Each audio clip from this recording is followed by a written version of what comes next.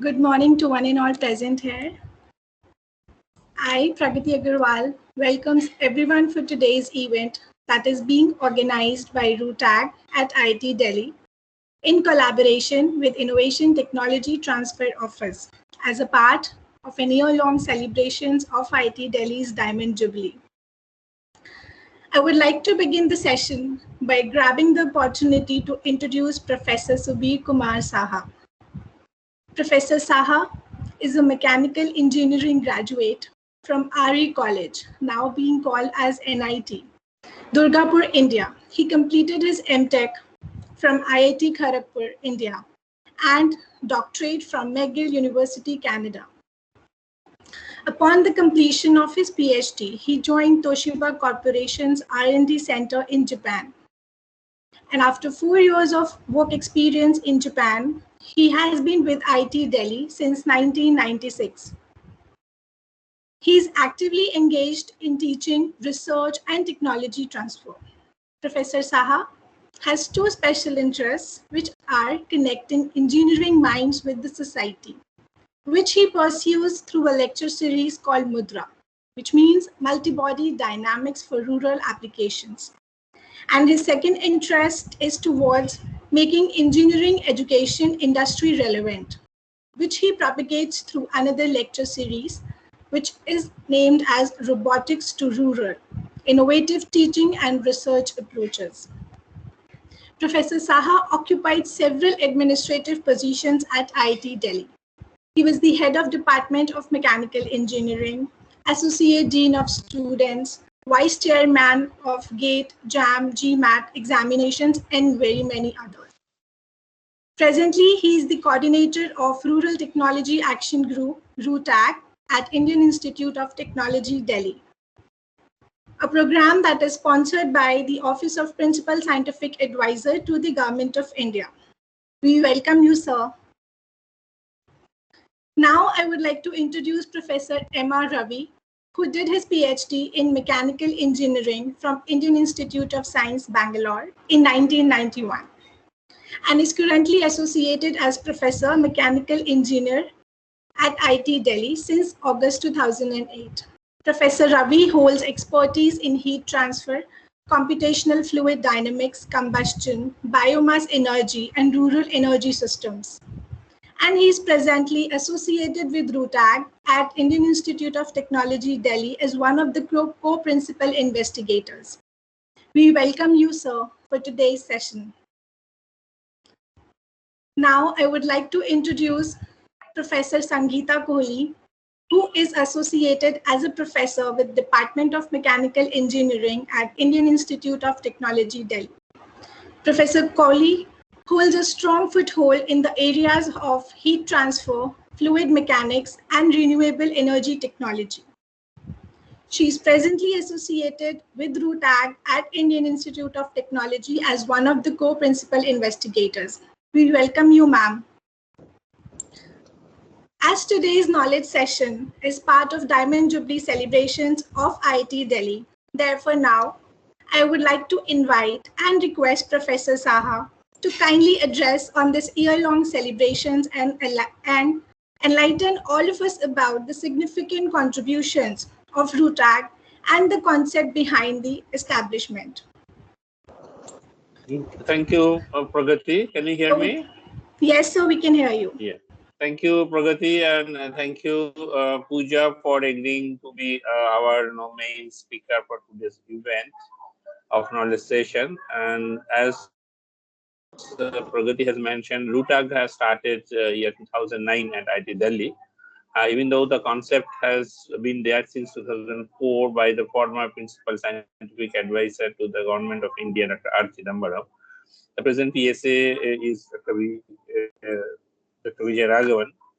And one of the mandates of our RUTAG is to pick up problems from the society by conducting workshops, and then input our knowledge from the faculty and students to provide the solutions. And the main important part is it has to be driven technology. That means society has been using it through the innovations of the field people. and then we are there to help the technological improvement. We have been successful in educating ourselves through this process.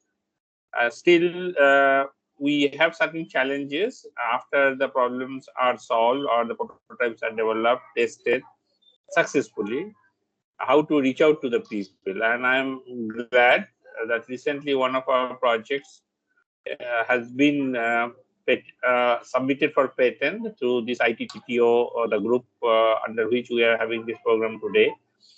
And it is a part of extension of FITT, our technology transfer group. And the technology would be soon be available for the innovators, not the innovator, one of the manufacturers in Jodhpur.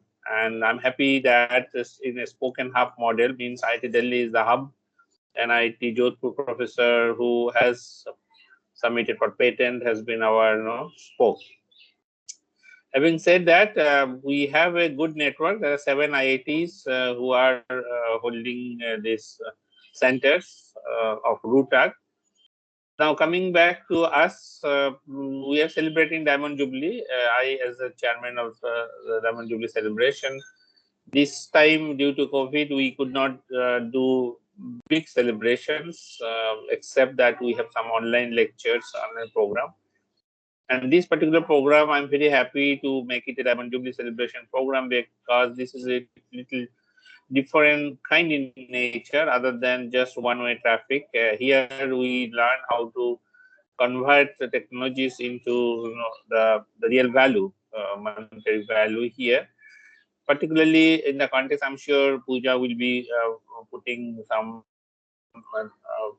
trust on how particularly the rural aspects. We know in a typical high-end products like cars, electronics, robotics, there are ways, or the people have been doing it, but in rural domains, people are not so aware of it actually, and how things can be taken further. And for your information, Pragati, our celebration is extended by 1 more year due to COVID. So instead of 1 year, which we started last year, it will go up to 2022 August. I'm sure many such programs will be happening in future, and I'm happy that today RUTAG has been participating in the Diamond Jubilee celebration as well. Hope participants will benefit and enjoy the program. Thank you. Thank you so much, sir, for guiding us and for letting us know the contributions of RUTAG that it is making towards the society. So, as Sir William Brody says, that the calculus of innovation is really quite simple.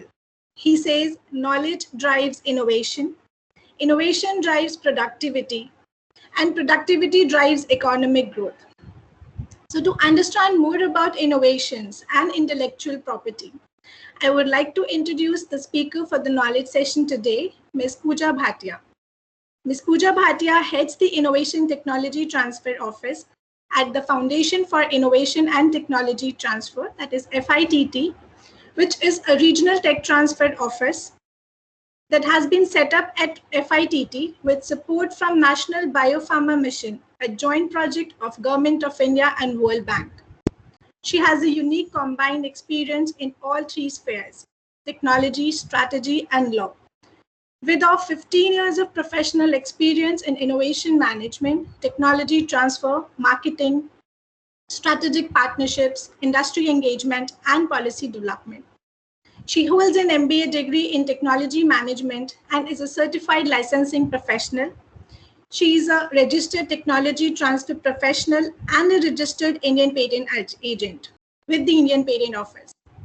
Ms. Bhatia has been included in the list of Powerful Women in IP India 2021, awarded as Global Women in Leadership 2021, and she is a runner-up to Women Power Impact Creator 2021. We welcome you, ma'am, and look forward to the insights we are about to gain through your experience and expertise. Over to you, ma'am. Thank you so much, Pragati. Good morning to everyone. Thank you so much, Saha sir, for giving us this opportunity. IP is something that we love to talk about all the time. And in the process, also learn more, because when we interact with the inventors and innovators, we get to know more about the issues and concerns they have, and then we try to simplify the processes. So I'm just sharing my screen. Pragati, let me know when it's visible. Yes, it's visible now. Right. Thank you so much. So I would start the presentation by saying congratulations to RUTAG for the recent licensing of their technology from just signed it in this August, which is on subsurface porous vessel. And it is, as Professor Saha mentioned, it was a spoke model from IIT Jodhpur, where we have filed their IP and then transfer it to one of the startups created based on this technology. So I would say एक तीर से तीन निशाने हुए हैं. IP was protected, technology transfer has taken place, and RUTAG has also given an opportunity for entrepreneurship. So all three objectives were met with just one case. So congratulations, Saha sir, and to the inventors whose technology has been transferred. So now when we talk about IP, there is always a confusion between people what exactly is IP. That is why we have titled it as Interpreting IP. Now there's a lot of difference between IP and IPR. Um, I would give you the full form of both. IP is intellectual property, while IPR is intellectual property rights. When you have any idea, innovation, any logo, any phrase which is not protected, that is intellectual property. When you protect it, file it in a particular country, then it becomes intellectual property right, and that can be either a patent, trademark, copyright, design, or other forms. So now, the major difference between both of them are that IP is not protected. It is not enforceable. While intellectual property is something which is protected and it is enforceable, but only in the territory where it is protected. So if you have filed any application in a particular country, you can only protect your IP there. For other countries, you'll have to file different applications.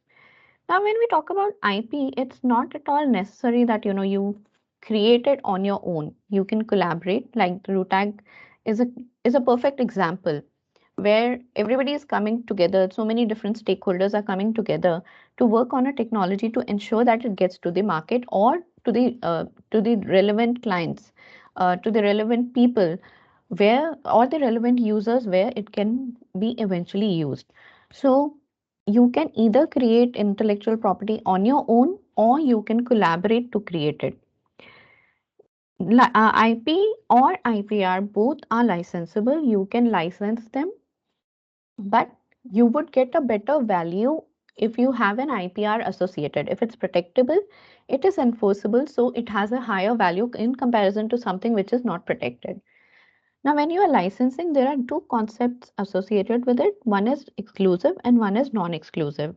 Non-exclusive licensing means that you are giving it out to too many people, while exclusive is just one sole person gets the right to make, sell, and manufacture the product or use the process. However, these intellectual property rights are negative in nature. When we say negative, it means that even though it gives you the right to prevent others from using your own invention, logo, phrase, it doesn't support you in using it. If there are any particular certifications or regulatory approvals required, in that case, um, you can only practice your own invention if you have or hold those certifications. So it is very essential that uh, you should know, even though you have protected your IP as an IPR, it is quite possible that you may not be in a position to still use it. We generally get a question from people that what exactly are the different forms of IP? There are various forms of IP. Patents are usually connected with inventions or technical aspects. Then we have trademark protecting the logos, phrases. Geographical indications are another form of IP, but these are generally limited in application. These would represent things that have particular features or characteristics because of a particular region. So, for example, Rasgulla. So, it has a particular taste, a particular, the sponginess because of a process which is being developed in Bengal itself. So, that is a geographical indication for Rasgulla. Now, if we also talk about the Amritsari fish, so that is something which is originating only from Amritsar, so that is why it is a geographical indicator. Now, if you talk about copyrights, copyrights are a very interesting class of IP where an interesting form of IPR where they are not giving you the right to copy. It is in fact protecting the copyright holder from ensuring that nobody else copies his or her work. Plant varieties are limited in India. They are not a very broad form of IPR. Designs are just for look and feel. Trade secrets are not protected in India. You can only protect it either through the way of a contract or a non-disclosure agreement. But as such, these are not protectable in India. Now, what exactly is trade secret and then why does it have a value? A trade secret is a secret till it is kept as a secret. So it will only have a value till it is secret. Once it is out in the market or out in the public domain, it is no longer secret and will have no value.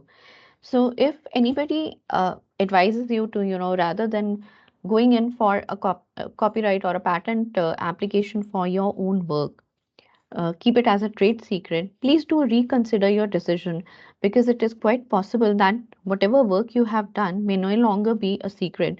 So you would lose the value of it. Thus, it is better to go in for other forms of IPR.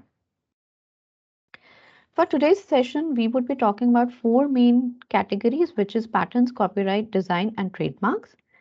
In case of patents, these protect technical inventions, which can be either a product or a process. And when you have a patent filed or granted, then only it is a legal right. An abandoned patent or a lapse patent will have no right or will not be enforceable or will not give any protection to the right holder. It is a limited IPR. It has a term of 20 years from the date of filing. It protects both product and process, or it can be either, like you can have two different patent applications or granted patents on a product and a process. The main or the sole purpose of having a patent is that it prevents others from making, using, or selling your invention. Now, across the globe, there is one principle that is followed, that whoever files first would get the right first. So if you are late in filing it, you will not get the right. I will illustrate this with an example. It is a very crude example. Um, my grandparents are from Sindh, across in Pakistan, and they came over to India after the partition. And while they were coming, they there were two families who they met, and both of them told them that in India they have their own house, and since they are leaving, my grandparents can go and check it out. So my grandfather went and saw the house. He thought, okay, fine, I will come later, get a lock or something to put it up. By the time he came back, it was already taken. Somebody had put the lock. So it is the same case with patents. If you do not file it at the right time and you keep waiting to, for a right time to come, you have missed the bus. So you have to file your patent application at a time when you know your invention is ready. When we say the invention is ready, it means at least you have proof of concept either at a lab level or at a bare minimum functioning level, that you know that this is how the invention is going to work out. In case of rural technologies, most of the cases what happens is that we create the technologies and then give it out for feedback, which is good. But then you have to be sure that by doing so, you're not giving out the invention. So even before you take the feedback, please go in and file an application for the invention before it is given out for any feedback to anybody. Now, when we file a patent application, any of the patent offices would look for three particular parameters. And these parameters are novelty, inventive step or non-obviousness, and industrial application. Now, novelty is something which is judged across the globe. Even though, if you would recall from my earlier slide, that novelty is the patent application is a territorial right, which means that if you have filed an application in India, it is only enforceable in India. While in case of novelty, that is judged across the globe. So any document anywhere in the world would kill your invention. So even if it is in another language, it is in another country, uh, it is not specific to India, or it is not specific to a particular region, even then, if it is describing any part of the invention, the novelty is lost. Inventive step or non-obviousness is the main key crux of the invention, which establishes that there is a technical advancement from what is already existing and it is not obvious to the person skilled in the art. So now if I give you a crude example, think of an umbrella. Now umbrella is known to everybody. If I just attach lights to it, which are on continuously, that is obvious, right? I need an umbrella to walk across in areas where there are less lights. So I have attached bulb, and these are like regulated through the batteries and working on the batteries and everything. But now if I convert that same invention into an umbrella with the bulbs, with sensors and with solar power, now all these three things are known individually, but I'm bringing them together, ensuring that these are working together. And this is not mentioned in any of the publications. Uh, in today's world, obviously, somebody must have thought about it, but considering that nobody has thought about it, it's not described in any of the publications, write-ups, blogs, or on social media. So we can think that yes, there is a inventive step where we have combined four different components together to make a working invention. Now, industrial application is the simplest condition to be met for patentability, um, which simply means that anything that is being patented can be mass produced. Now, when we file an application, the patent office will not just look at one and say, okay, if it's meeting novelty, it's fine, we will grant it. The patent application would be examined with respect to all three conditions. It has to meet across all the three parameters. And once it's done, then only it's granted. Now, we have, unique cases where the novelty is affected. How is the novelty affected? Either there is some document which is published, which is describing the invention, or it is patented already by somebody else, because in across the globe it is first to file system. So whoever has filed first would have the rights on it, and that becomes a prior art, and it can't be granted to you if you have filed an application. So these are the two common factors, but the most common factor is where the inventors they themselves kill it. How do they do it? Either by publishing a paper, putting the information on social media, going ahead and exhibiting it, or getting feedback from customers and users without any filing of the application beforehand or signing of NDAs. I would give you a classic example which is always quoted by many people, where there was a machine. It's common nowadays everywhere, in car parks, where it was they had installed it in one or two car parks, the inventors themselves, and it could convert the amount of coins, and you can swipe your credit card. Or if you don't have a credit card and you have coins, so it will mention how many number of coins they have to give. So what happened, they installed it in number of car parks to see if it's actually working and what is the feedback like. So what their competitor did, did the transaction, got a receipt with the date and everything that they have done this transaction.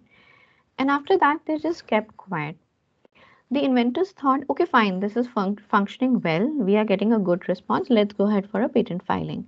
They filed an application. When it was due for examination, before that, the competitors went in and applied for an opposition, and they submitted this proof that they have already used it. When this objection came up, the inventor said that this is our own invention and we just put it there for testing. So the examiner said it doesn't matter, even if you have yourself put it up for testing, you have put it in the public domain. It's open for everybody to see. And we have a proof that it was there on this date, which is the date before you have filed the application.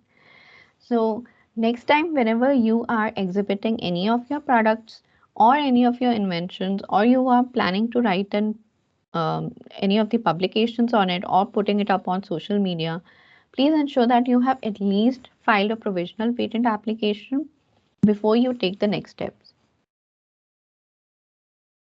Inventive steps are generally when the examination is done, they would highlight that it's published in multiple documents, or it could be published in one single document, and that is what is killing the inventive step.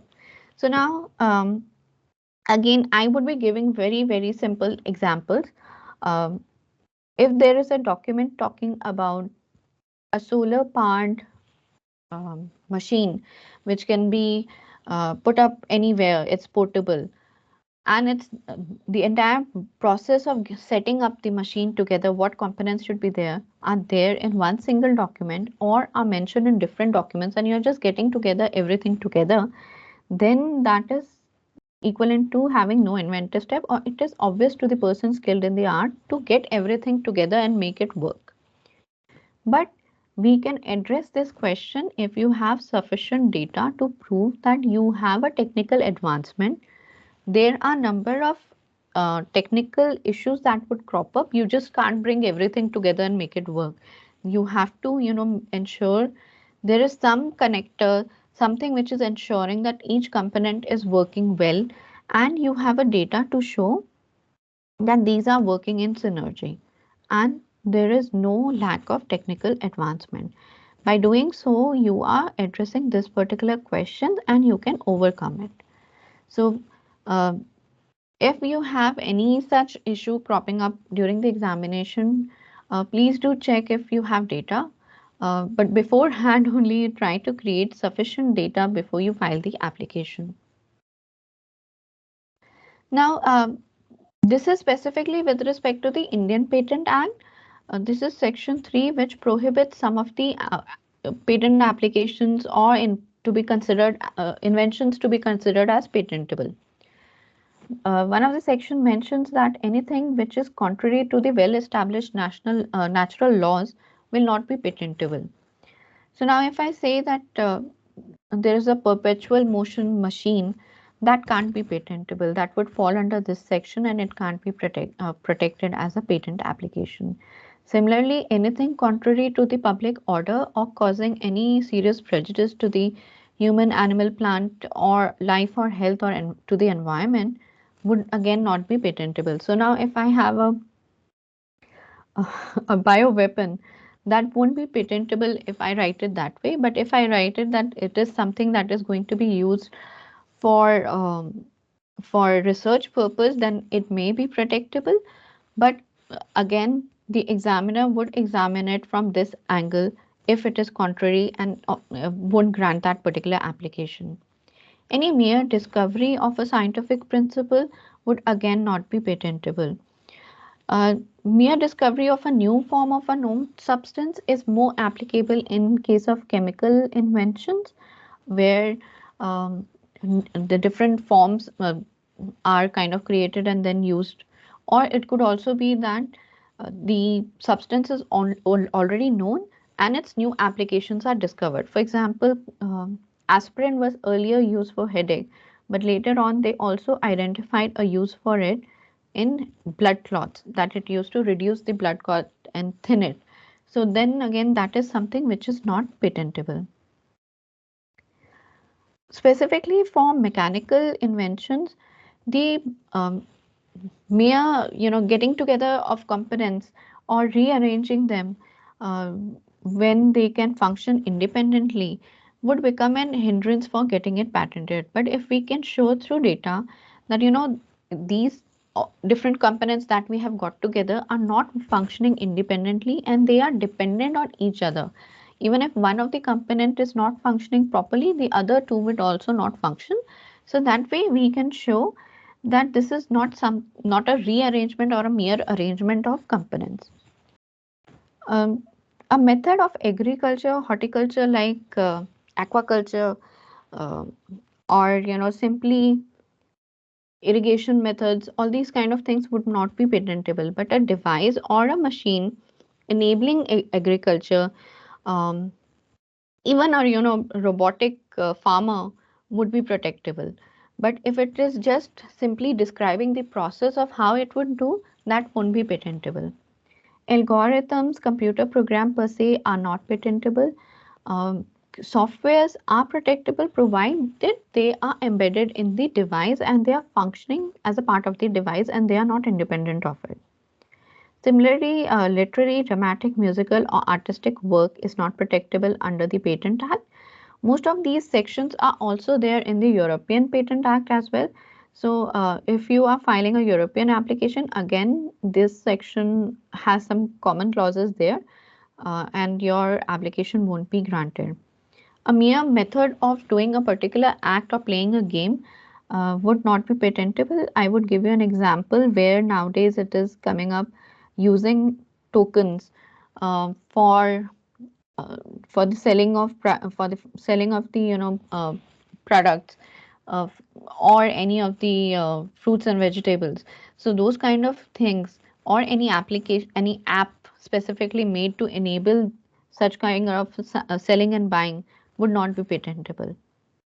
Traditional knowledge per se is not patentable, but if there is something which is not related to traditional knowledge but just are herbs that are being used, or traditionally there was a process that was used and that you have modified it to suit the today's need, then it may be patentable. But if it is a complete copy of what was followed and then you're trying to patent it, that won't be patentable.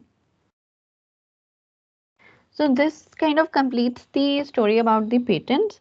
Now we start about trademarks. Trademarks are generally more important for companies, lesser important for institutes, especially because the products and processes that they kind of develop, if they are transferred to a company, the companies would like to have their own trademarks. But yet, if you would maybe today or in future, if you plan to create a startup on your own inventions, on your own ideas or your technologies, then yes, trademarks will be a very crucial thing. And the first first IP of your startup would be the trademark, because you would be naming your startup. So that the name of the startup itself would be a trademark. Now, when we talk about trademark, they cover both trade or service. There are different categories under the trademark and classes which cover trade and services both. The term of a trademark is 10 years. Now, in case of patents, it was 20 years from the date of filing. In trademarks, it is 10 years and it can be renewed continuously provided it is in use. If it is not in use, then it won't be granted. So you have to establish that you are still using the trademark once you are nearing the 10 years. They would renew it again for another 10 years. So it is a lifelong process. It can be renewed again and again provided you can prove it is in use. Now, I am taking example of the RUTAG IIT Delhi logo, which is there as a trademark to talk about it. Um, when we have a trademark, if it's an application which has been filed and it is not yet granted, then the word TM is put up. If it is a registered trademark, then R is put up. But in some cases, it is not mandatory to use either of them. Now, in RUTAG's case, it is written in a particular manner.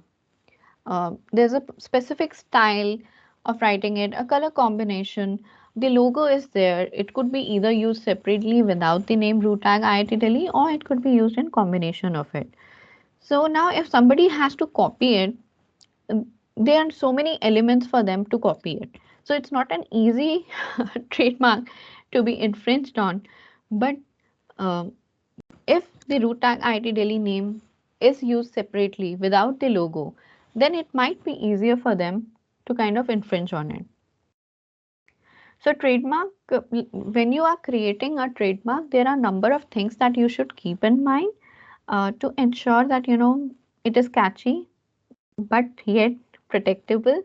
It should be something which people can easily remember, can be spelled rightly. Well, about the spelling part, even though my name is spelled as Pooja, many people still write to me Puja. So I generally tend to, tell them again and again that this is how my name is spelled. And that is what I advise to anyone who has any trademarks, to ensure that if anybody is spelling it wrongly, it is your duty to ensure that they do it rightly. Because if you cannot respect your own trademark, nobody else will. And that is the same principle we apply at ITTO as well.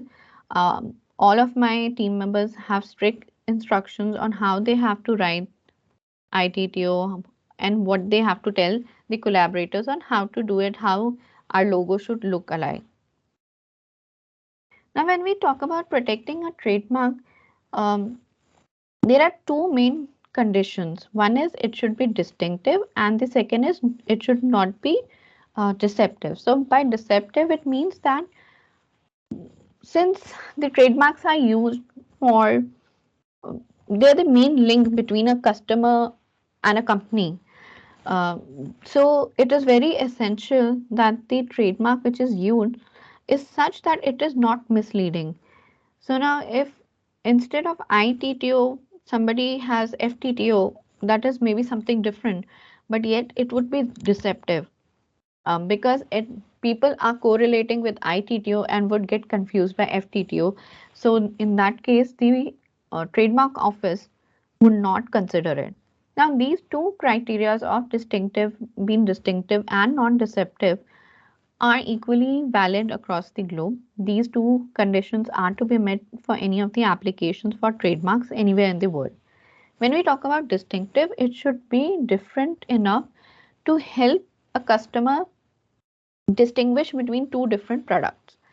Uh, so, how can you ensure that your trademark is distinctive enough and it is not common? It should, be something which is not generic. If it is generic, then it should, over the period of time, become distinctive. If it is descriptive, which is describing the services or the products that you're selling, uh, then again, it will not be that highly distinctive. It would be at the scale of 1 to 2 on distinctiveness.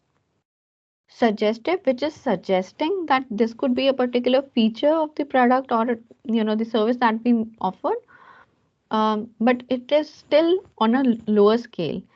On a higher scale of distinctiveness, when you talk something is there like arbitrary or fanciful. Now, when we talk about arbitrary, the best example that comes to anyone's mind is Apple. Now, nobody would imagine that Apple is related to laptops, but if they were using apples for selling apples, then that would have become, descriptive and would have been on a lower scale of distinctiveness and would not be granted maybe. But if they are using apples for oranges, not that unique, but yes, would still work.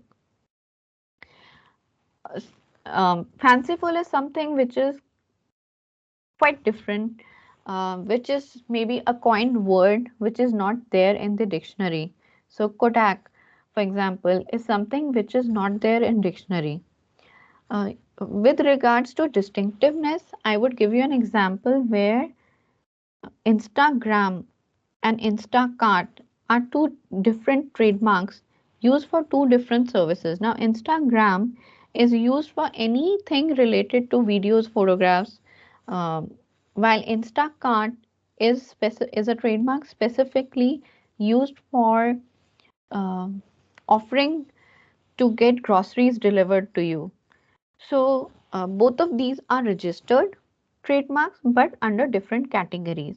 So if you can show that the trademark that you are filing is distinctive enough because it has been filed in a different category, it is not similar to what is already existing, and third, it will not create any confusion, then such kind of an application would be granted. But then again, you have to kind of, ensure that you are respecting and protecting your trademarks adequately. If you are filing an application in India, please ensure to follow it up in other countries because you won't get an automatic right. Now, copyrights are a very interesting class where the right of protection comes automatically, but you have to file an application to make it enforceable. Without a copyright application or a registered copyright, you can't enforce it against anyone. The day you have created anything like this particular presentation, the date I created it, the copyright was created. But unless and until I protect it by filing an application and getting it registered, I won't have any right to enforce against anyone. There are different terms of protection in case of copyright. In case of artistic work, it is 60 years from the calendar year in which the person who has created it dies. Um, Again, across the globe, there is bit of a variation in the term of copyright from one country to other, while in case of trademark and patents, it is uniform. Like it's 20 years everywhere for patents and same for trademark. Now, what does exactly copyright protect? It protects literary and artistic work, musical, films, sound recordings, performances, even the way we are doing this particular event, the format, the way I'm giving the examples, all this would fall under copyright. Thesis, the publications that we do are all part of copyright. Now, when you are registering for a copyright, there are only two conditions for them. One, it should be original and it should be expressed in a form. It could be either written, if it's a music or lyrics, it should be recorded somewhere. So it has to be expressed in a particular form. Unless and until it is done that, the expressed, and you can't file for an copyright application. Similarly, it should be original. Now, by original, what does it mean? It means that, whatever work you have expressed, if you have written a novel, even though the idea could be common, but the way you have written it, the way you have expressed it should be original. Now, if we look the um, at so many cartoon characters which are there, or even the books which are there, they have a common theme, but yet they are written differently. The story is still different. So uh, even though the theme may be same, the way they have been expressed is different and original. That is why the copyright exists for them. Now, when we talk about the cartoon characters, they have a very special place in copyright. Uh, all the Disney characters are copyrighted and they get the longest protection. And they, these can be licensed out. They are the major revenue source for Disney by licensing these characters to different merchandises. They have generated a source of revenue for themselves. I don't know if any one of you have seen our or are following our LinkedIn profile, one of our mascots. It is the Ipisaurus. So even that is a character which can be copyrighted.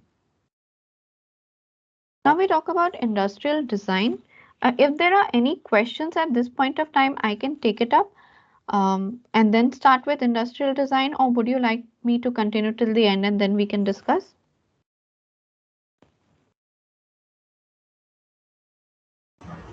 I think we can finish the presentation and then take. Okay, thank you. So industrial designs are just for the look and feel. Now industrial designs are something which only exists in India. When we talk about US, they have design patterns. I recently had a very interesting conversation with somebody. I was actually pitching to get them to work with us and offer our services to them for IP. So the conversation started. They started asking me, "Are you aware of designs? Do you do design patterns?" So I was trying to explain to them that in India it is not design pattern, it is industrial design, and so that the person whom I was speaking to suddenly asked me, "Are you sure you know about IP?" So, so I was like, "Yes, I know about IP." And there's always a confusion because most of the people look at the US system where it is called as design pattern and they believe that this is what is being followed in India as well. While in India, we have an act which gives separate protection for any of the design which is just for look and feel. While in US, the design patent would also cover the functionality part. Here, they are just for look and feel. So now, when you look at the design part, why they are essential and why would they be important to have as part of the portfolio is because you are creating a portfolio for the entire product. I'm not talking about process here because the designs would be relevant with respect to the product only. So when you are creating an IP strategy, you have to keep in mind that you are not only going to use one particular form of IP, you have to look and protect through different IPRs. So design would again play a key role here. Designs generally have a limited term of protection, which is 15 years, 10 years from the date of filing, and it is extendable for another 5 years. Um, but in case of designs, if you are changing the design, you have to file an application again because the modifications would not be protected in the earlier one. So it is a continuous process. It's an iterative process. The number of time you change your design, you have to file fresh application. It generally doesn't take much time for filing or getting granted. These are generally granted within few months. Nowadays, 8 to 10 months is the maximum time in which designs are granted at the Indian level, uh, except if the third or the fourth or the fifth wave comes in. I can't comment on that. But yes, the time period which they are taking now to reduce to examine the application is considerably reduced. When you are filing for a design application, here again, it draws similarity from the Patent Act where it has to be new, and it also draws conditions from the Copyright Act that it has to be original. It should be capable of mass production, or you should be in a position to apply it on any article. So if it is a design of a leaf or a motif, then it should be applicable either on bedsheet or any piece of clothing.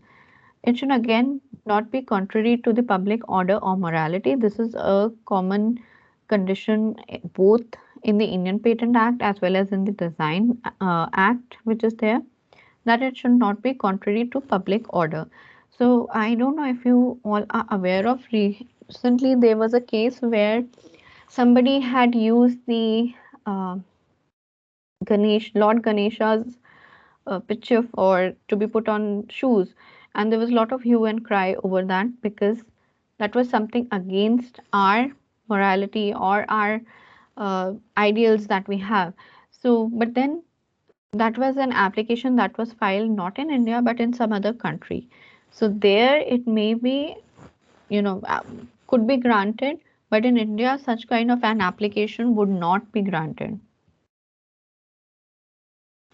Now, this is about IP, that what are the different forms of IP, how you can identify each form of IP, how you can distinguish between each form because each form of IPR has a particular function to play.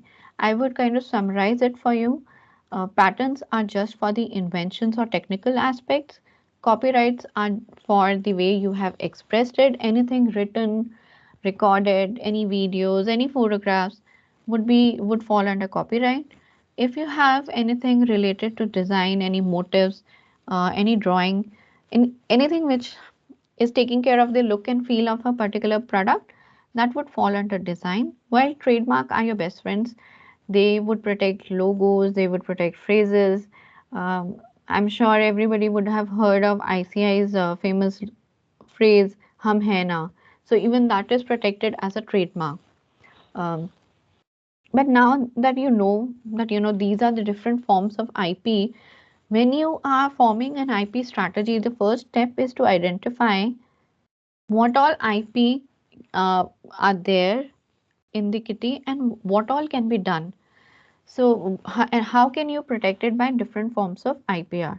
So that can only be done when you start dissecting your creation. So if there's a particular invention or a particular product on, say, solar power robotics, robotic farmer. So in that case, you will have to dissect it to see which all forms would be applicable. Did you create a phrase for it? Did you create a logo for it? Does that particular robotic farmer have a name? So now if I go back to my this picture, now Wally is a famous character, and again, if you have such a name for your own product, you can protect it as a trademark.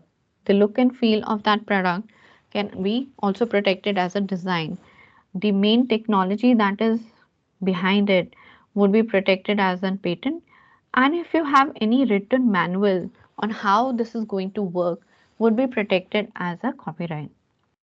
So these are the different forms of IP, and when you are starting to create any strategy, you will have to dissect it to identify what all is there and categorize them accordingly. Now, when you are categorizing them, you can also categorize them on the basis of priority. If you don't have a name straight away, you can still wait for some time till you come up with it, and then you can start, filing an application for it. Again, for the designs, because you may have multiple levels of iterations to change it, modify it, or come to the final design. So you can think of filing the application at a later stage. But then you have to earmark it that whenever it's ready, you have to file it. Now, when we talk about IP, there are some tools which are very useful. Um, in case of patents, the most important tool that you can use is doing a novelty search, which or just a patentability assessment to see if it's actually patentable.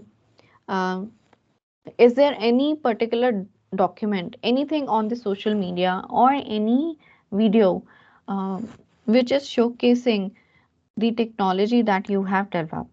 Now, when we do a novelty search, it is done across the globe. It is not limited to a particular region. We do it across the globe. It will look both at the patent and non-patent literature. Similarly, in case of trademarks, we do run a search for a particular country, but we also do a general Google search to see in case there is any bigger company that is using a particular trademark, then you would not like to, file an application in that case. Why? Because if there's already a well-known trademark, it doesn't make sense for going ahead and filing it. In most of the countries, there are case laws where they have recognized known trademarks. Like in India, there was an example, there was a case on Whirlpool. Somebody was trying to use Whirlpool and they had filed a trademark application for it with the Indian Trademark Office. But the examiner rejected it, saying that Whirlpool is a well-known trademark. So they didn't get a granted application on that. So in case of well-known trademarks, it would be very useful whenever you are going ahead for creating a trademark. You have to ensure that you are not infringing on anybody else's trademark. So a trademark search is crucial. Similarly for design, because you have to establish that it is new and it is original, you would have to do a search. That is the only way which you can establish it. Now, when we talk about freedom to operate, um, it enables you to ensure that you are not getting into somebody else's territory, not working on something which is already there, not reinventing the wheel. working on something which is completely non-infringing. Where you can use it, these are specifically used for the patents, and these are generally country specific. It would also help you in knowing which are the patent applications which have lapsed. So when we talk about lapsed patents or lapsed patent application, that means these have been abandoned or are no longer maintained. So how do you maintain? You have to pay a fee each year to the patent office. So if somebody has either on purpose not given the fee, or they have on purpose missed the deadline, or they didn't have the money to maintain it, so then the patent application or the granted patent is no longer alive and you can use it, even though you cannot file an application yourself, but you can still use the technology. Similarly, if you have, like I have always mentioned, that the patents or any form of IPR are territorial. So if there's something which is filed in some other country and which is not there in India, you can still use it. You may not have the right to protect it, but you can still use it. Um, Similar to freedom to operate, there is a word as freedom to research. So generally, for the institutes, we don't, check for these things. For a company, it is crucial because this a commercial, they are doing the research for a commercial purpose, while the institutes are not doing it for a commercial purpose. So they have to still check if they have the freedom to carry out the research. Now, how would a landscape study be important? It would help you in recognizing that what all is already there, what are the type of publications there, what kind of patents have been granted, who are your competitors, who are working in the same domain. Like usually we do a literature survey, so that is limited to the publications, but if you do a complete landscape including the patent literature as well and the other sources, so then you can create a landscape for yourselves to see what are the niche areas that are coming up in this particular technology, what are the areas that are overcrowded. If something is overcrowded, then it doesn't make sense to go ahead and file an application or work on that particular technology. So these are the tools that would help you in ensuring that you are not one infringing on somebody's right, you are not reinventing the wheel, and you can get more new ideas to work on. Now, is filing IP an end to itself? As in, I have filed an IP, मैंने patent file कर दिया, बात खत्म हो गई. Or there's something else to it. And why are you doing it? Why are you filing that IP? So when you are filing an IP, you have to address that question. What is the end goal? Are you just doing it for your promotion? Are you just doing it to improve the ranking? Or is the objective to ensure that the IP gets licensed or transferred to a company? Or is it to, promote entrepreneurship? Like in the starting, I congratulated RUTAG IIT Delhi for the transfer of technology, which has, helped in creating a startup. So when you are filing an IP, you have to think about this objective, that what is the end goal that you wish to obtain? Is it just to, just protect something and then later on figure it out? That would kind of, create an issue, because once you have to commercialize it or give it out for licensing or technology transfer, the claim drafting part is done in a way to ensure it is taking care of the and it is adequately protecting the invention. And that is where a role of a professional comes in. We have seen where people try to file the applications on their own. You could be an expert on your own subject matter, but then are you sure you are filing an application which would be granted? Even if it is granted as it is it enforceable?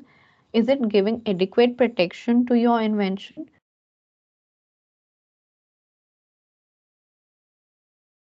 You have to look into before you get into the IP filing.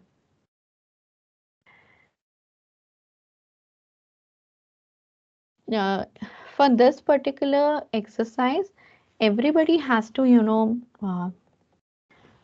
work with me we will be discussing it together.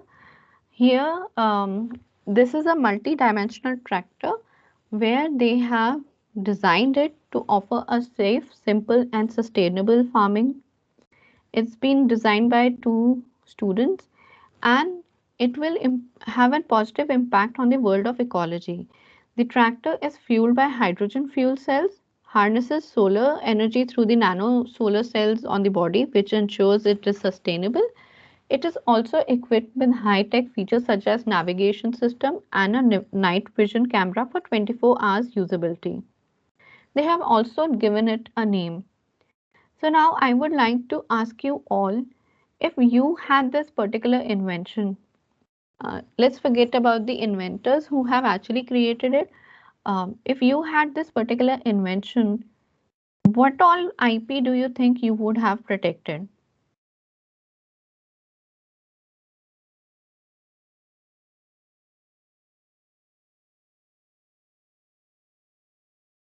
I can't see the chat box, so maybe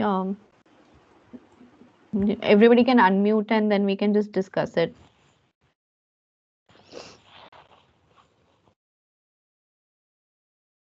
I would request the participants to kindly unmute them and participate in this activity.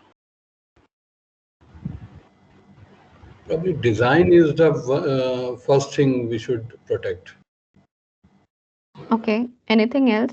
And the fuel which is being used, hydrogen fuel cell, and it harnesses solar energy. Okay, so you mean to say the technology should be protected? True. Okay. Anything else?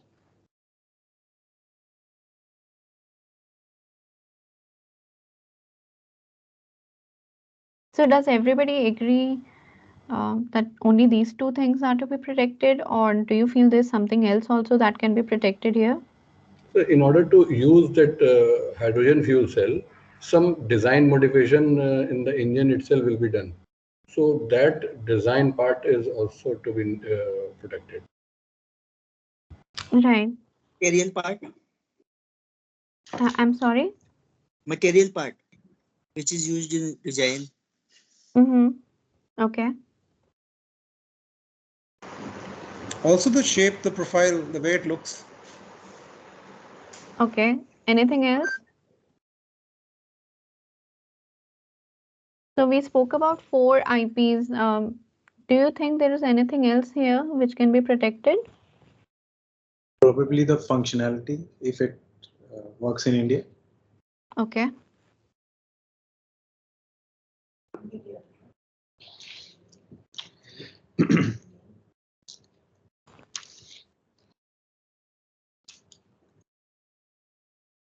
So would anybody else like to add anything? The name of this. Yes, I was just waiting for somebody to say that. Thank you so much. So yes, the name is also protectable. As an IP professional, I would tell them to file 3 different patent applications, one on the whole system, one on the hydrogen fuel cells that they have created, and one on the way the navigation system is being done. So these are 3 patent applications in India that they should file, and they should also protect it across the globe by filing a PCT and then filing national phases. Then also go in for a design and a trademark registration for the name. Now, if they also have a manual for this, they can also go in for a copyright. So in one single product, there are so many different forms of IP that can be protected. Now, why does it help to have different forms of IP? It is making it stronger and difficult for your competitors to break it out. So the more IPs are there, it is more beneficial. We take another example. This is a multi-purpose fridge. It can be used at the farms. It is running on solar energy just to, either save the food that they are carrying with them, or it could be storing any of the agricultural product, or it could be, storing extra stuff. It could be used one fridge could be used by multiple people. It could be a big one, it could be a small one, it's customizable. It has solar panels on top of it. So it's again running on solar energy. It has a storage unit. It has a unique design where uh, uh, the size can be changed according to the produce, and it has silicon trays. So in this case, what do you think is protectable, and what would be your advice to these particular inventor?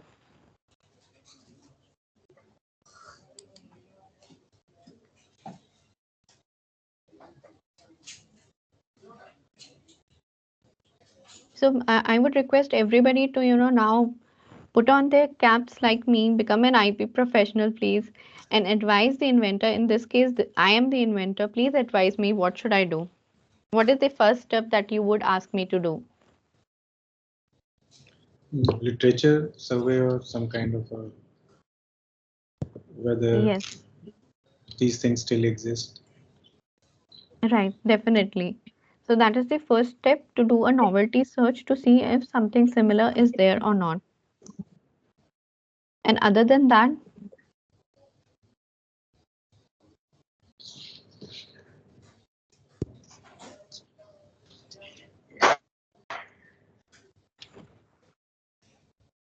is there any other piece of advice you would like to give to me as an inventor for this particular invention?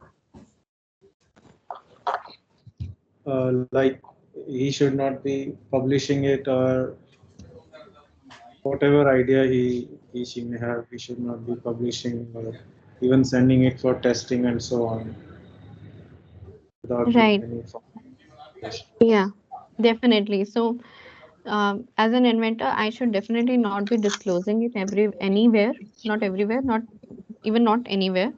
I should first try to see if it's protectable or not. And what forms of IP would you suggest?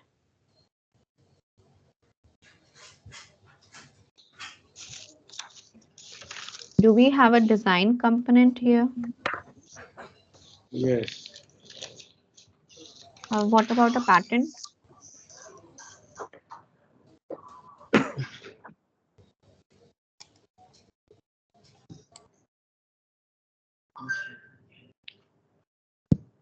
I think how to stack bins in different shapes, that this is the only thing I can see as a design consideration. Okay. Anything for the patent? Do you think we can protect it through a patent, the entire system, a multi-purpose fridge?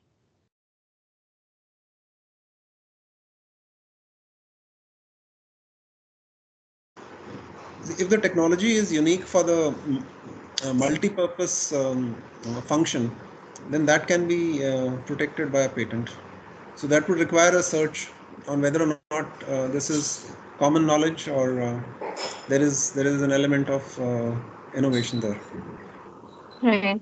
See, I So, happen to be from the field, so I know that putting a solar panel together with a DC compressor to run a fridge is not patentable because it's kind of common knowledge.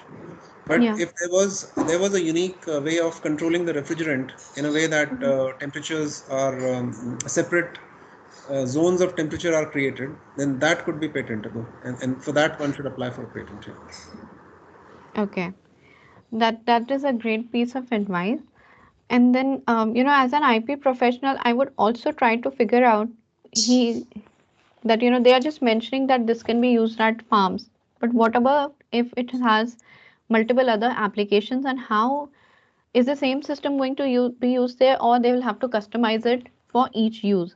So for instance, can we use it at the fishing markets? Can we use this such kind of a system? Right now in India, they put the fishes on the ice. So can is there any other alternative that can be used? Can the system be customized for use there?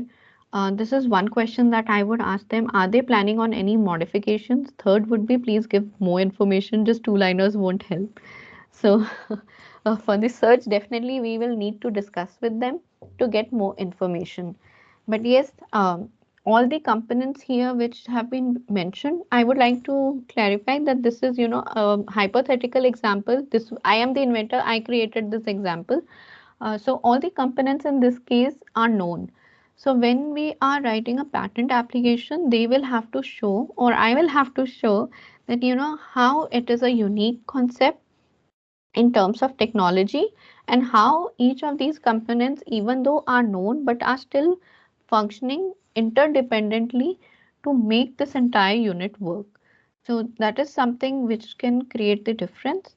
Um, and whenever you are writing a patent application, please do keep in mind, especially with mechanical inventions, there is always this issue of the components part. And this is how you can kind of distinguish it and give a lot of data to back that, it is not working independently. Each of the components are working together synergistically.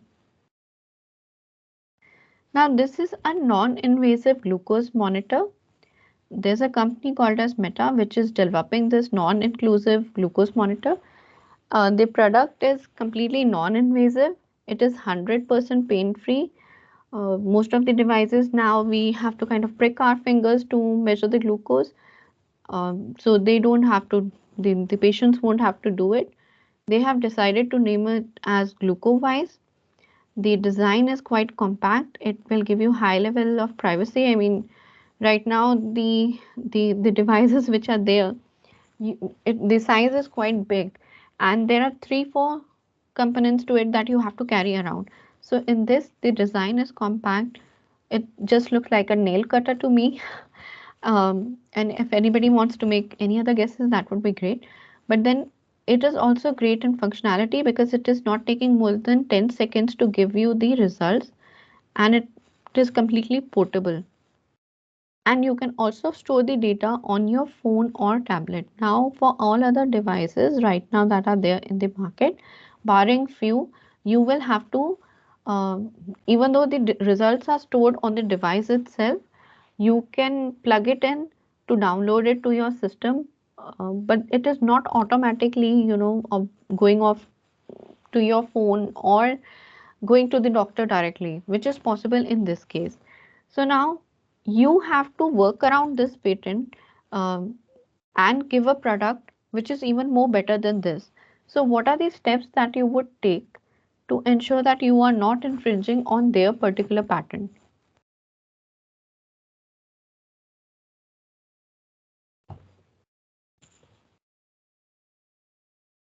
First, my question would be, would you like to work around it, or would you like to, get into negotiation with them for a licensing?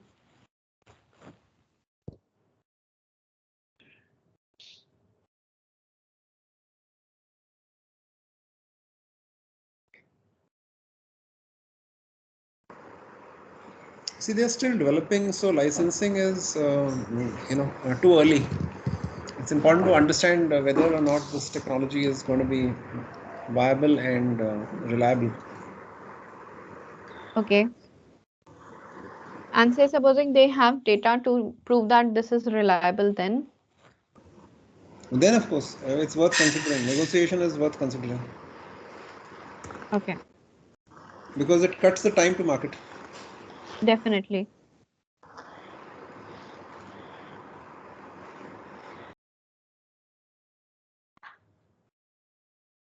But even before you start negotiating, would you like to know if they actually have a patent in the country where you are and where you want to market it? Yeah, sure, you're right. Yeah. I think the speed of filing a patent for something unique is as important as, or maybe more important than developing a unique product. Because without protection, this is very easy to copy or reverse engineer. Yes, and especially if somebody just asks for samples and then they can just reverse engineer. So there are companies who would come to you and say that, just give us the sample, we want to evaluate it and then we'll license it out. While that never happens. So that way they would be reverse engineering and start working on it if you don't have any protection for it, any IP protection. So in this case, what they did was they created a complete portfolio. They have a design registration for it, they have a patent on it, they also have the trademark on Glucovise. Um, so they have created a complete portfolio to ensure that they have adequate protection. But even when you are licensing out any technology from anyone else, the first step is to ensure that even though it is protected, is it still not infringing, or does it have the necessary freedom upside or the downstream to let you allow to use it. So before you license it out, you will have to, do a FTO for their particular invention to assess if you can actually use it.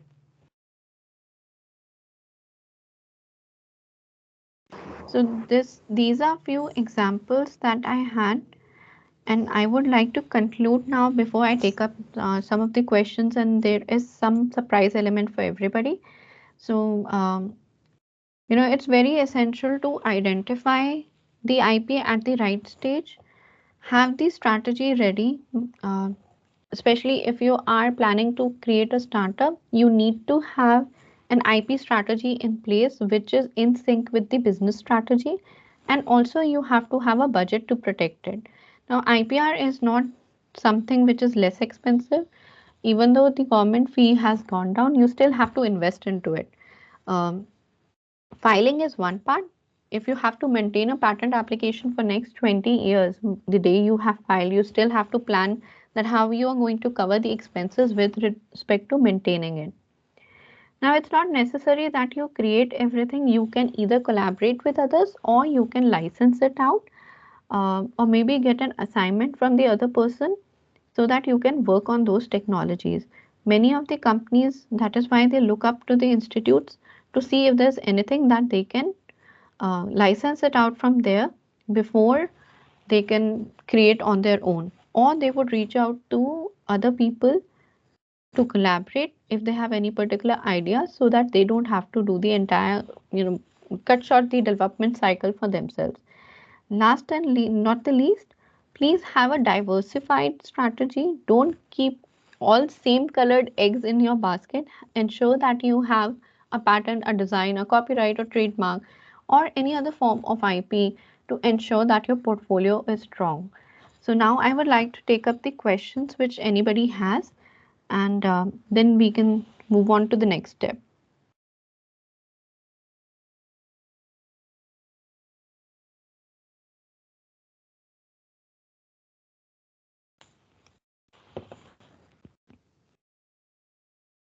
So you all can please unmute yourself and ask if you would like to. Yes, ma'am. I have a question. Like, it is somewhat, I mean, it has a, it's a different one. Like, suppose you said that some patents are these acts are country specific, and something is developed in US, I can easily produce in India. Right. So how ethical, ethical and I mean, how, why should I do it? And do you really think that by dodging these balls and laws and orders, and is it ethical? It is not ethical, but they, in some cases, like if we talk about the COVID situation right now, where there were some products which were not patentable or which were not patented, or there are some things which are not protectable in India. So in that case, those were in public domain, and people could use those technologies to create a solution for the COVID situation. So addressing whether it's an ethical thing to do or not is bit difficult, because then you would have to consider a lot of other parameters to see.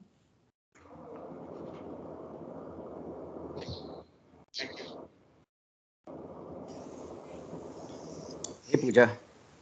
Hello.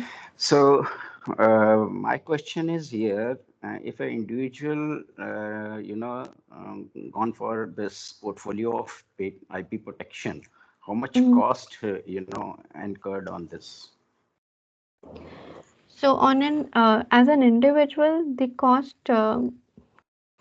it would have two components to it. One is a professional fee, and the other is an official fee. So if I just talk about the patent filing part, I'm not talking about the later stages, because the charges would vary accordingly. It can be done within 40,000. Just the filing part for the patent, including the official and the professional fee. Thank you. Thank you.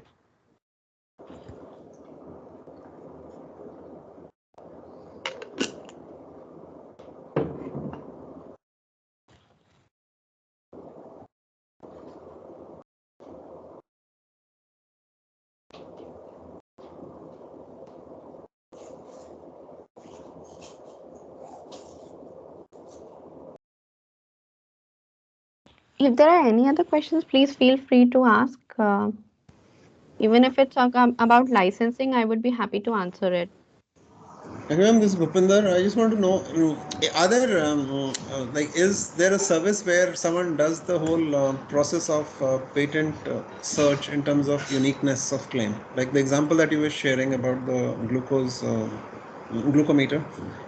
So Yes. who could get into the details of what all has been patented, and if someone doesn't want to invest that amount of time oneself, is there an agency that does it for a price, and is it worth considering that? Are you part? I'm sorry. Are you part of an institute or? Institute, yeah. I work at IIT Delhi. If you are working on an invention which is related to your own domain, then you can definitely get with the IP and tech transfer team at FIT. So FIT is the IP and tech transfer arm for IIT Delhi, and they do all these activities. So I can connect you with one of our colleagues at FIT, and they can help you with the process. All right, but how expensive is it, or the institute kind of doesn't mind investing whatever it takes to? For the IP filing, especially for the IIT Delhi thing, that is covered under the IIT Delhi. FIT doesn't charge separately for it. All right. Okay. Thanks. So that covers the entire domain of searching, uniqueness claim, differentiation, all that. Yes, search part, getting it filed, maintaining it, that the entire expense is taken care by IIT Delhi. All right, thank you. And that is why FIT has been created to help all the inventors. All right, thank you. Ma'am, I have a question. Yes, please. So the question is someone has giving the idea that we want this type of thing. We doesn't know how to proceed. So the idea came and we developed something, and it is unique in that. So can we go for the patent also for that? Or we have to include them also? Or who should go for the patenting this, or for IPR or IP? Did they invest anything? Did they sign any contract with you? Did they contribute in any way in conceptualizing or reducing it to the practice? No, the conceptualization and the everything is done by us also only. So they only said, we want this thing. Yes, there is some contract. I don't know, but yeah, this is the condition. And what type of technical reports or something which we need to give to for the IP and IPR? So that would actually depend upon what is the contract there. So in some cases, the industry or the company who came up with a particular problem and have asked you to solve it would would be responsible for taking care of those expenses. But then again, it will depend upon what is the contract negotiated. Since I haven't seen the contract, it would be very difficult to comment on it. But it would also depend upon the policy of the institute. So you'll have to check both the things. That what is the policy of the. What are the documents which we need to furnish in the primary IP or IPR?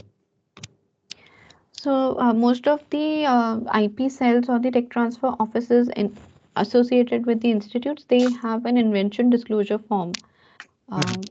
If you get in touch with the team, they would help you with it. They would let you know the process and share the relevant formats that are to be filled up.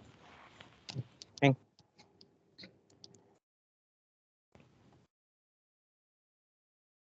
Excuse me, ma'am. Yes, please. Ma'am, like suppose there are 4 to 5 products from different companies. Can we combine them all, create an algorithm, and claim it as a individual unique product? I mean, No, and file a patent?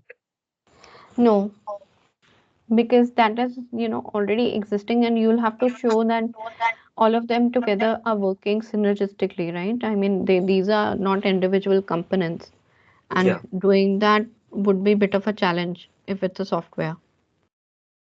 Okay. Okay. Okay. Thank you, ma'am. Could you throw some light on an idea patent in the US versus non-existence of it in India? So in even in US, there are no idea patents. There are provisional patent applications which are also filed in India. They would give you the protection for the idea, but then you should have something concrete about the idea. If it is completely in the air, even if you file a provisional, filing a complete later on won't help, because the idea, what you have filed as a provisional, the complete would be completely deviated from it. So when you are filing the provisional, you need to define the scope. So in US also, they would ask for the same thing, even in Europe. So any provisional that is being filed either in India, Europe, or US, it needs to have a proper defined scope, which cannot be amended at the time of a non-provisional in case of US, which is a complete application for India and Europe. Does it answer your question?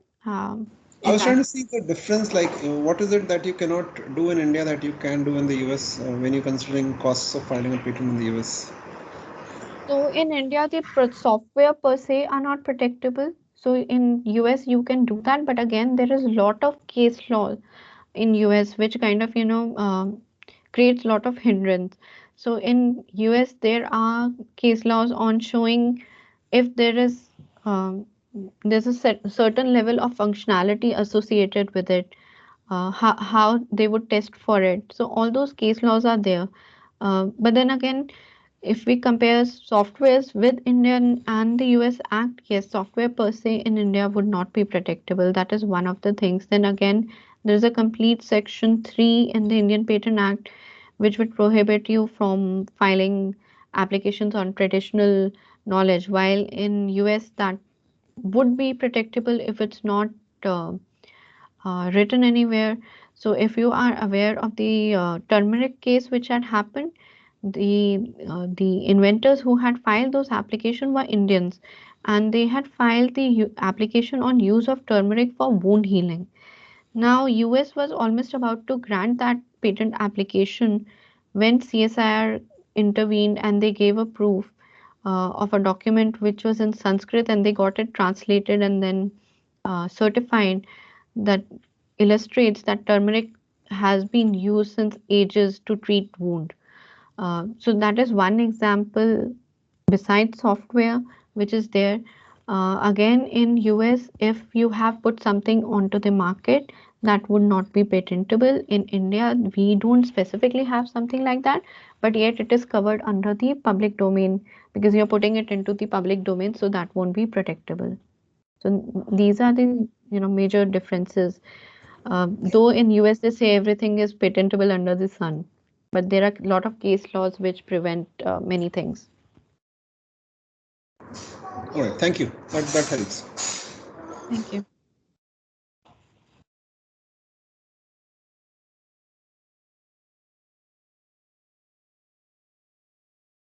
Can methodology be patented?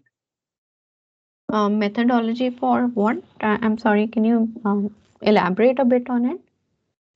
It's like there are 2, 3 modalities. We combine them and we claim that this methodology is can be used for this purpose. Like, Um, so you mean to say these are known processes that you are kind of combining them together? Is that what yeah, you're trying? yeah. Right. So again, if sometimes what happens is if you are also borrowing a concept from some other industry into another industry. So these are known processes for one industry, you are using it for others, But there, when you're using for the other industry, you're definitely customizing it. But if you are bringing in 2-3 concepts which are already known together without doing any modifications, without bringing any technical advancement, that won't be patentable. Is that what you were trying to ask me, or did I misunderstand your question? No, the same. Thank Okay. you. Thank you.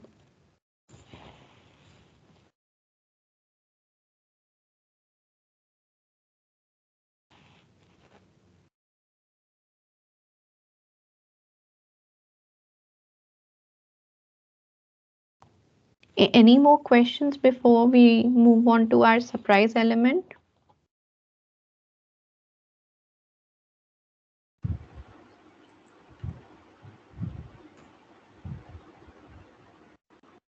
I don't think there are any more queries, not in the chat box as well. Okay. So then I'll just share my screen again. Pragati, just a second.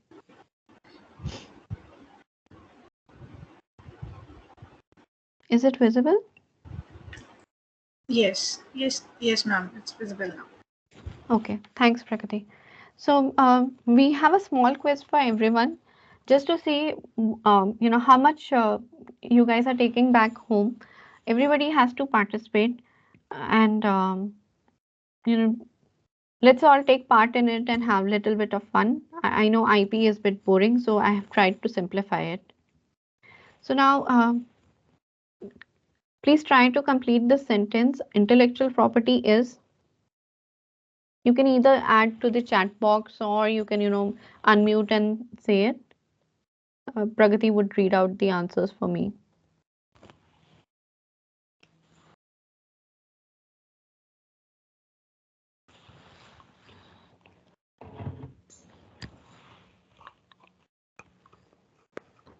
Protectable, valuable, two words I can put in there.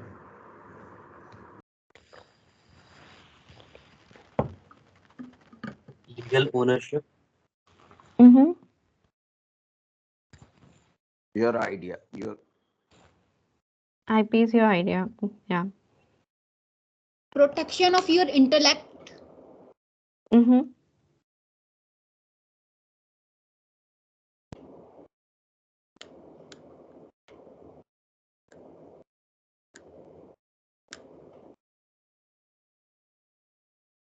So here comes our answer, which is that intellectual property is, I can't see my own answer.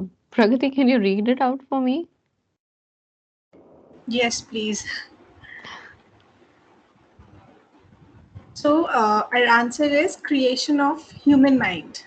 So intellectual property is creation of human mind. Thanks, Pragati. So the next one is, okay, I'm sorry. Do we have global patents? Is it true or false?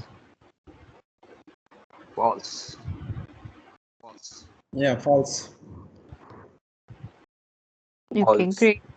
So yeah, there are no global patents. I would tell a story related to it. One of the startups came up to us and they told us that they want to file a global patent. So we told them there is no global patent. So they kept on insisting, no, we have to find a file a global patent. So I told them that the day it comes into existence, I'll definitely file it. But for today, I can only file an Indian application for you. So that is why whenever we have any quizzes, we definitely have this question. But I'm really happy that everybody said it's false.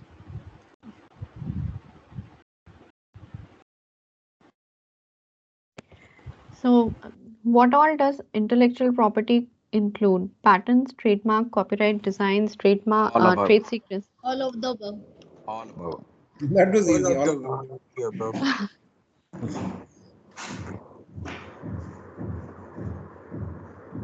So what is the symbol of Maharaja of Air India? Is it a copyright, patent, trademark, or all of the above? Trademark. It's a Trademark. copyright. It's a trademark. It's a trademark. Yes, the correct answer is that it is a trademark.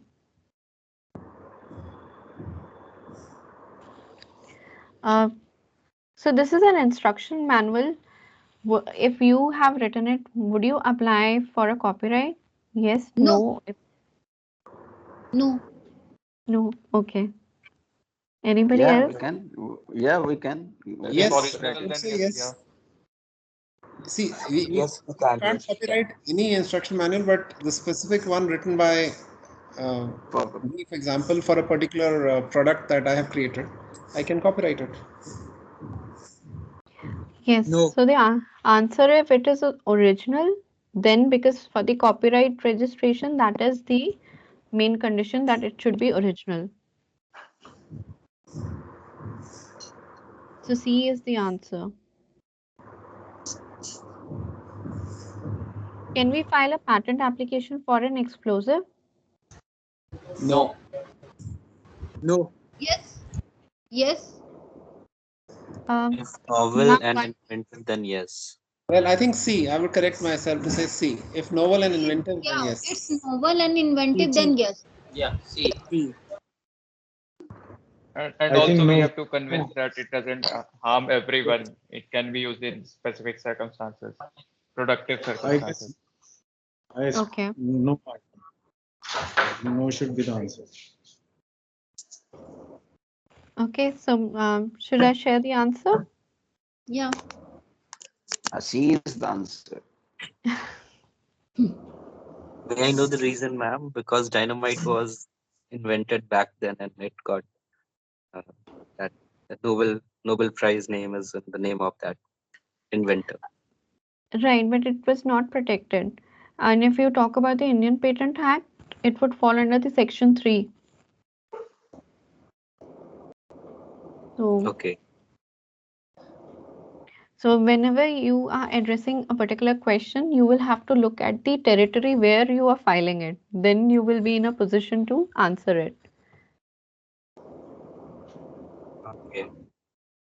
So now, trade secrets enjoy unlimited protection. True, false, can't say. False. True. False. It's true. True. Okay. Sorry, ma'am, can you clarify what is unlimited protection?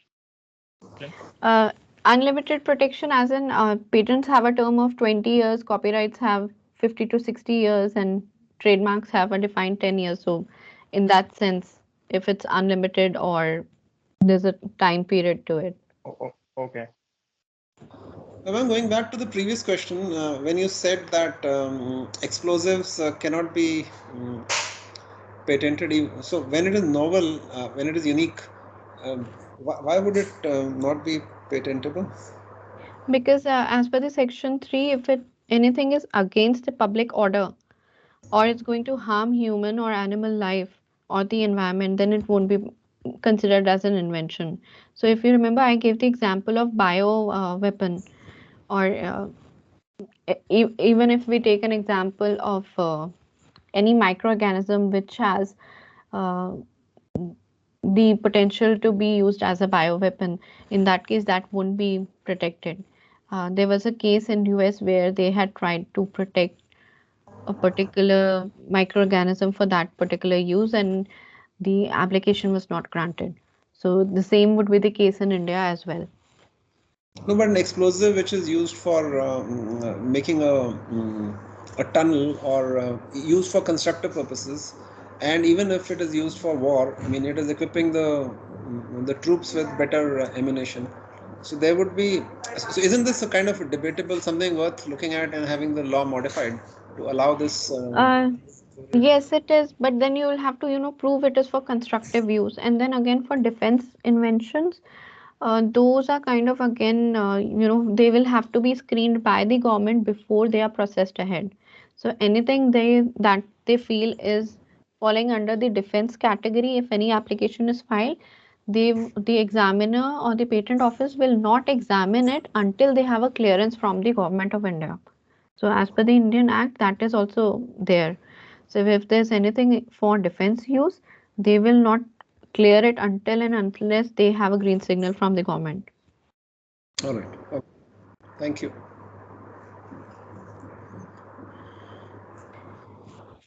Are cartoon characters copyrightable? This is my favorite. Mickey Yes. Mouse. Yes. Yes. Yes. Yes. Okay, If they are original, they can be. definitely. So I think everybody had agreed these are protectable. Every innovation can be an invention, but every invention is Cannot be innovation. okay. Every invention is not patentable. Mm-hmm.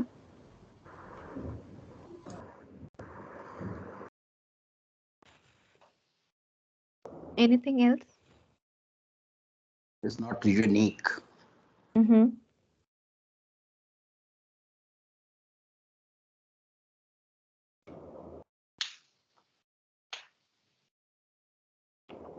Anyone else would like to add anything before I show my answer? But every invention is creation. Mm-hmm. True. So here comes our answer, which is, I think someone did mention it's not patentable. Yes, That was every me. innovation. Yes. Okay.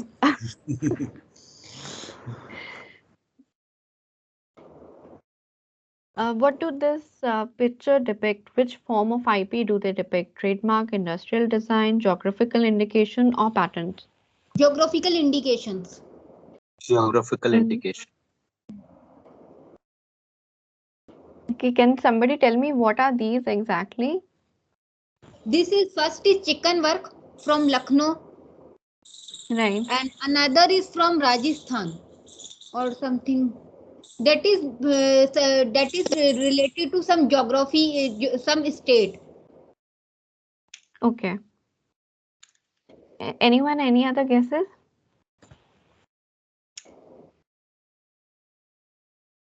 These are some specific skill belonging from a particular state or a region. Mm-hmm.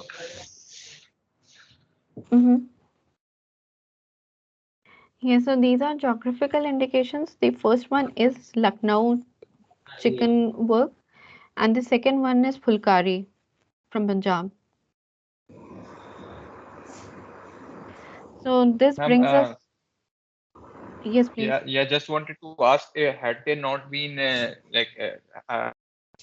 from GI tag, had they been like somewhat common designs which some company might have made, so would they have fallen under this industrial design category, or maybe in India it's the design category, I guess. Yes, they would have. So if you look at the particular motive on the chicken work which is there, the specific way that flower motive has been made, uh, even those individually, or even the mehndi designs or henna designs that we have, most of them are protected under the Design Act. So yes, if they were not GIs, they would have, but since they are GIs, they can't be protected as a design. Those are prohibited from getting protected as a design. Okay, thank you, ma'am. So that brings us to the end of the quiz. And thank you so much for participating in this quiz. I hope you all enjoyed the quiz and the session. If there's any feedback, any questions, please feel free to share with us. Thank you, ma'am, for such an insightful session and interpreting the intellectual property in the simplest manner possible.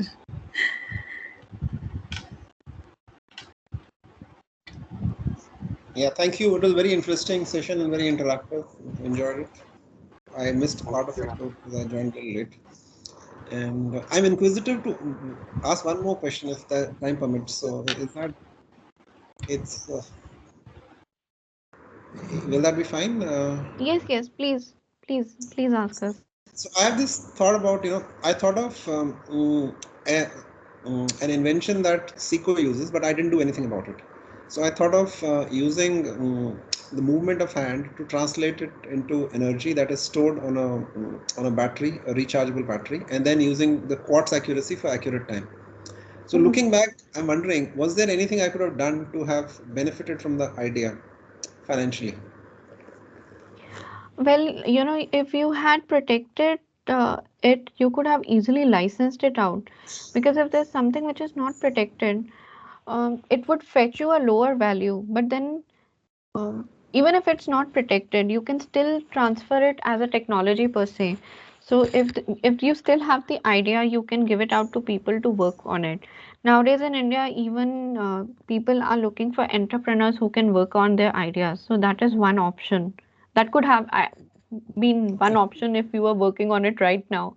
I don't know how, No, this when is was 2 years it? back. I think it's passed now. The 10-year period has also passed. The watch that works on that idea has been available for more than 10 years now. So there is no commercial value of that idea anymore. I'm just trying to use that example.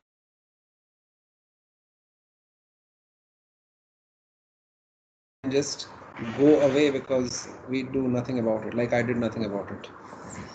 Right. So there are many such cases where, people believe that whatever they are doing is maybe not worth protecting.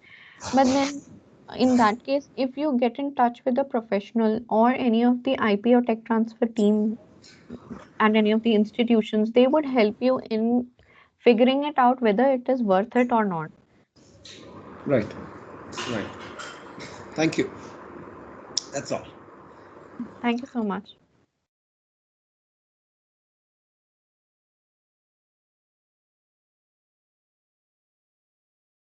Thank you.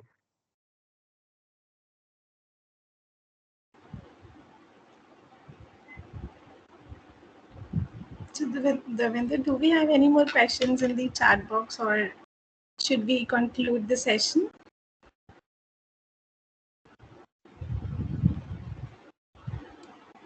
So far, ma'am, there's nothing in the chat box.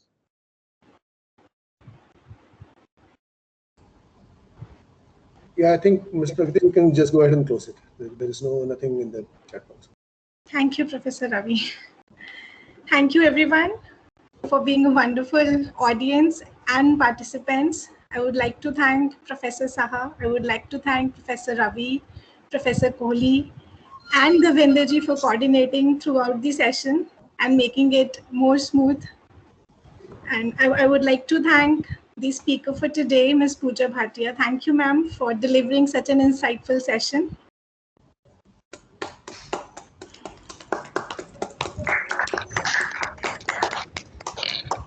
Thank you so much. It was a pleasure to be here.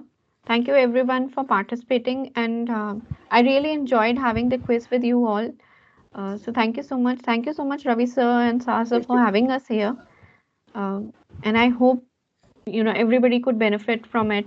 There is some home messages that they're taking home.